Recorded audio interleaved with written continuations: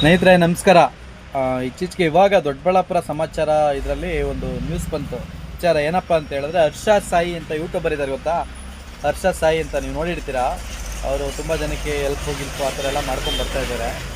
ಅವರ fake Aadhaar card ಇಟ್ಕೊಂಡು ಅವರ ನೇಮ್ ಇಟ್ಕೊಂಡು ಈ ಥರ ನಿಮಗೆ ಹೆಲ್ಪ್ ಮಾಡ್ತಾಯಿದ್ದೀವಿ ಅಂತ ಕಷ್ಟದಲ್ಲಿರೋರನ್ನ ಟಾರ್ಗೆಟ್ ಮಾಡಿಕೊಂಡು ಈ ಥರ ನಿಮ್ಗೆ ಹೆಲ್ಪ್ ಮಾಡ್ತಾಯಿದ್ದೀವಿ ಅಂದ್ಬಿಟ್ಟು ಒಂದು ಮೆಸೇಜ್ ಕಳಿಸ್ತಾರೆ.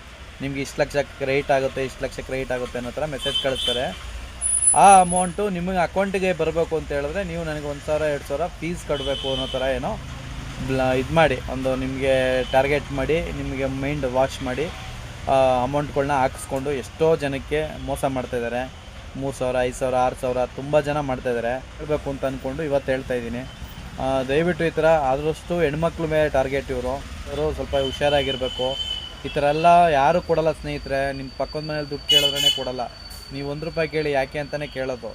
ಅಂಥ ಪರಿಸ್ಥಿತಿಲಿ ಇದ್ದೀವಿ ನಾವು. ಅದನ್ನು ಬಿಟ್ಬಿಟ್ಟು ನೀವು ಅವ್ನು ಯಾರೋ ಕೊಡ್ತಾನೆ 5 ಲಕ್ಷ 4 ಲಕ್ಷ ಸುಮ್ಮನೆ ಯಾವನು ಕೊಟ್ಬಿಡ್ತಾನೆ. ನಾವು ಹಗಲು ರಾತ್ರಿ ಅಂತ ಕಷ್ಟಪಟ್ಟು ದುಡ್ದಿದ್ದ ದುಡ್ಡೇ ನಮ್ಮ ಹತ್ರ ಉಳಿತಾ ಇಲ್ಲ. ಈ ಥರ ದುಡ್ಡುಗಳೆಲ್ಲ ನಮಗೆ ಬರುತ್ತೆ ಅನ್ನೋ ಕನಸು ಕೂಡ ಯೋಚನೆ ಮಾಡಿಬಿಡಿ. ನಿಮ್ಮ ಕೈಲಾದರೆ 3 ಹೊತ್ತಲ್ಲ 2 ಹೊತ್ತು ತಿನ್ಕೊಂಡಾದರೂ ಜೀವನ ಮಾಡಿಬಿಡಿ.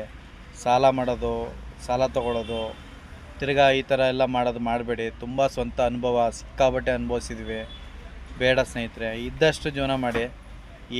ಏನೇ ನೀವು ತಿಪ್ಪುರ್ಲಾಗ ಹಾಕಿದ್ರು ಜೀವನ ಮಾಡ್ಬೋದು ಅಷ್ಟೇ.